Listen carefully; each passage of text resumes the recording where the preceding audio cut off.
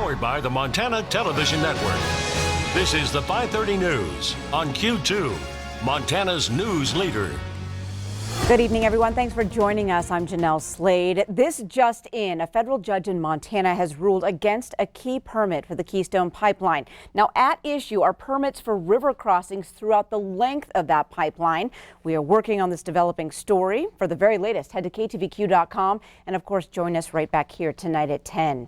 Now, in other news, overnight, Uncle Sam delivers extra help across Montana in the form of direct deposits.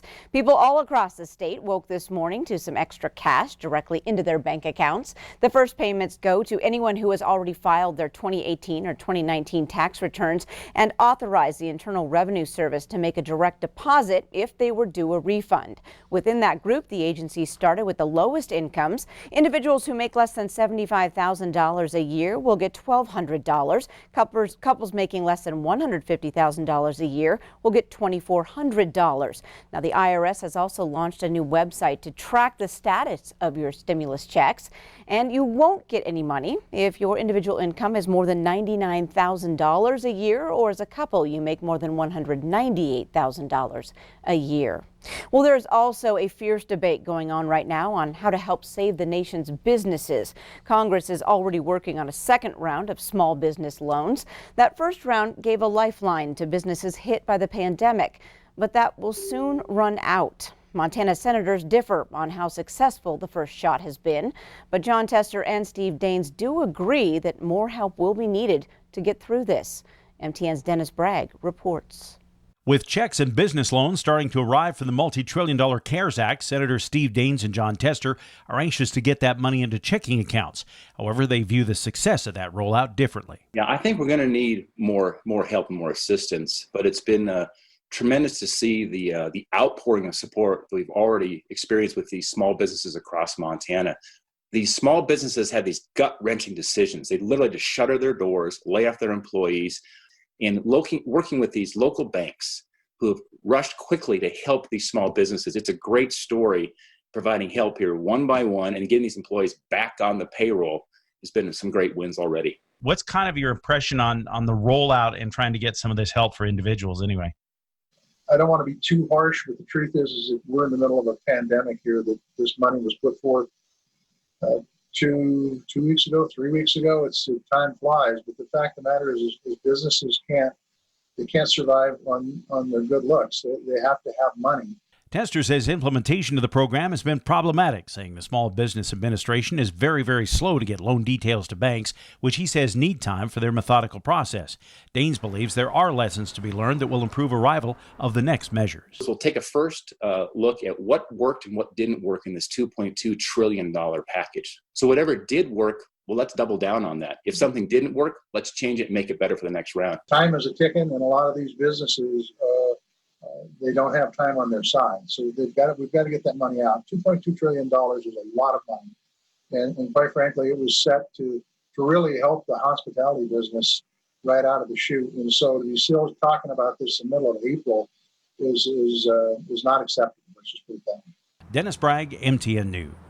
Thanks, Dennis. Now, reports today indicate the Payroll Protection Program has already paid out nearly $300 billion with 1.3 million loans. Now, the Wall Street Journal is reporting the money could run out later today. Well, the number of confirmed COVID-19 cases here in Montana is up by another 5. The state's latest numbers, released every morning around 10, shows 404 cases. Now, all 5 spread out across the state from Flathead, Gallatin, Pend Oreille, Roosevelt, and Yellowstone counties. The state says 209 people have recovered, and as of midnight last night, 7 people have died. In Wyoming, COVID-19 has claimed another life as well. That victim, reported in Laramie County, brings the state total to 2. The total confirmed cases, 288, with most of those cases in Laramie County at 64. Emergency room doctors with the Billings Clinic and St. Vincent Healthcare today are telling the public they are still open. Since the COVID-19 pandemic outbreak, Billings ER docs say they've seen patients suffering heart attacks and strokes come in too late. Now, the options for treatments shrink as time drags on. So if you are showing symptoms of a heart attack or stroke, doctors want you to get the care you need. It's well documented that in these types of scenarios where we have endemics and pandemics, that the morbidity and mortality of everything goes up. And so it isn't so much that COVID is causing people to have more strokes, but that those people either aren't coming to the emergency department or something else is going on that's keeping them from coming in, and therefore making those things more serious. Now, doctors say people with chronic conditions usually managed at the hospital should keep themselves as healthy as possible so they don't end up needing the emergency room. Well, there's also a service available to most at no cost, and it brings medical care right to your front door. Providers with hospice clinics are available to help with a wide range of care, from things as simple as filling pill bottles to providing end-of-life care. As Q2's Mitch Laggy reports, hospice can also serve those suffering with COVID-19. Hospice Hospice in Billings wants the community to know it's here to help. With visiting restrictions becoming more stringent at hospitals, families can be shut out from spending precious moments with loved ones.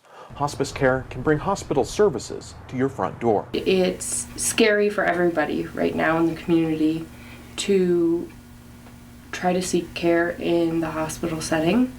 And we just want people to understand that we're here for them, to help them through things as simple as filling pill boxes on a routine basis to end-of-life care in the home. With COVID-19, it's understandable if people are nervous about letting outsiders into their home. Compassus staff follow CDC guidelines for home healthcare workers. Every day, employees fill out a colleague questionnaire, which asks questions about past travel.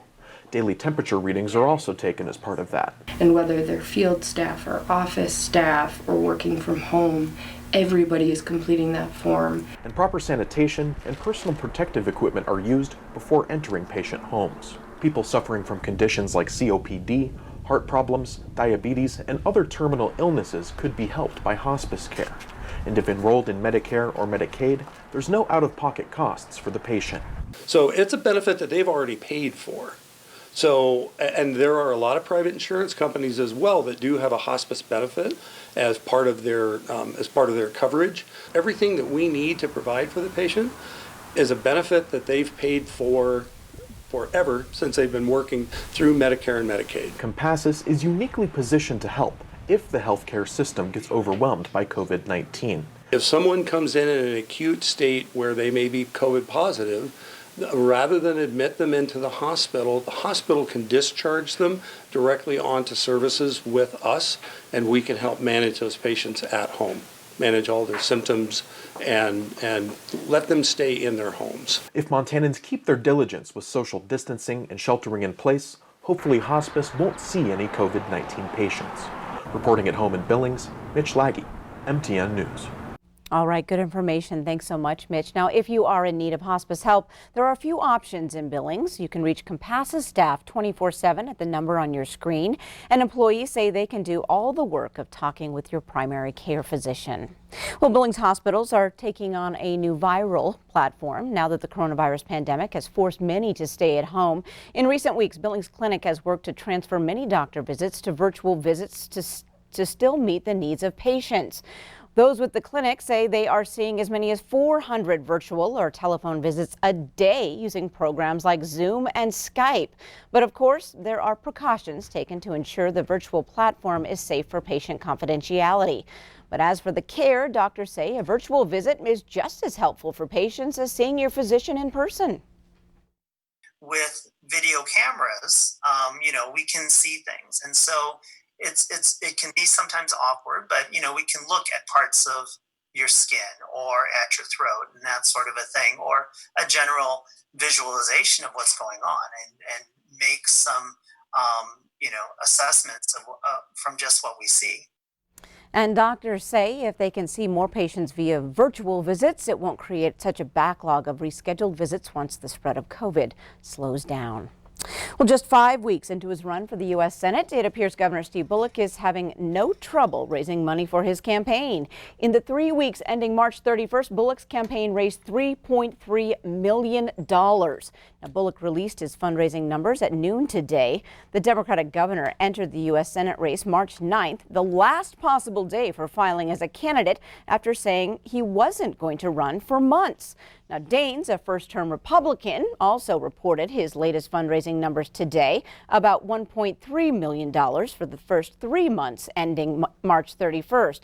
Now, this pushes his overall total for the campaign to almost $8 million. The Bullock-Daines battle should be one of the most watched U.S. Senate contests in the nation and one of the most expensive.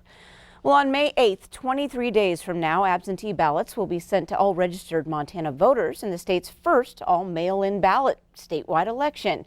Now, this means that Montanans will start voting in about 3 weeks for the June 2nd primary election. So today, we're launching the first of a series of stories on the contested primary races for statewide office. Here's MTN Chief Political Reporter Mike Dennison. Greetings from the Capitol. The primary election often doesn't get much attention from voters, but this year it should, with hotly contested races up and down the ticket, from governor to U.S. House to Attorney General, to name a few. Today we start out with a Republican primary for Secretary of State, which has plenty of candidates. The Secretary of State is Montana's chief election officer. It's an open seat this year because incumbent Republican Corey Stapleton is running for the U.S. House. Only one Democrat is in the race, State Senator Bryce Bennett of Missoula. But 6 Republicans are running, and GOP voters will choose their nominee in the primary to oppose Mr. Bennett. Those Republicans are State Supreme Court Clerk Bowen Greenwood, Stapleton's Chief Deputy Christy Jacobson, Public Service Commissioner Brad Johnson, another Johnson, Kurt Johnson of Missoula, State Representative Forrest Mandeville of Columbus, and State Senate President Scott Sales of Bozeman. Among Republicans, Senator Sales has raised the most money from donors and says he has the support of more than 100 legislators and former legislators. He says his experience in the legislature and his background in outfitting and agriculture make him a well-rounded fit for an office that also sits on the State Land Board. Mandeville also knows his legislative work on election issues and his experience running his own business. He's a land use consultant in Stillwater County. I'm the only one in the race who knows what it's like to depend on your own small business for your paycheck. Everyone says they're going to be a friend to business, but with me, I won't only be a friend, I'll be a peer. The Secretary of State office also handles registration for businesses. Jacobson says she has experience where it counts. In the office, she'd like to win. The thing that separates me from all my opponents is that I've been doing the job and I'm the most qualified to do the job. And I'm running for this office. I'm not job hopping. But she's not the only candidate that can make that claim. Brad Johnson served as Secretary of State from 2005 to 2009 and says he'd love to step right back into the job. He says he'd emphasize election security, including photo ID for voting and better signature verification for absentee ballots. Greenwood also worked in the office as press secretary under Johnson. He says he knows the job well too, and that he'd ensure fair, even-handed administration of election laws and encourage voter registration. When I worked in the Secretary of State's office, we used to have a voter registration program, and there would be people from the Secretary of State's office at county fairs or at other gatherings registering people to vote. Why not? Why are we not still doing that? The other Johnson on the ballot, Kurt Johnson, has no visible campaign and no contact information on file. In this crowded race, name recognition may be at a premium as voters cast their ballots. But with 6 candidates in the race, anyone can win with a small percentage of the vote. At the Capitol, Mike Dennison, MTN News. All right, thanks so much, Mike. Up next on the Q2 530 News, we'll take you inside a restaurant that's ready to deliver you a boozy bouquet. We'll have the menu in We're Open. And in sports, Scott has a little fun digging through some of his favorite collectibles. And coming up in weather, the snow continues to pile up in the mountains, but what about in the Billings area? Well, it looks like we could see a couple of more flurries tonight, but we'll have more about that coming up in just a few more minutes. You're watching MTN News with Jeanelle Slade and Russ Riesinger. Storm Tracker weather with Bob McGuire. And sports with Scott Green. This is the 530 News on Q2, Montana's news leader.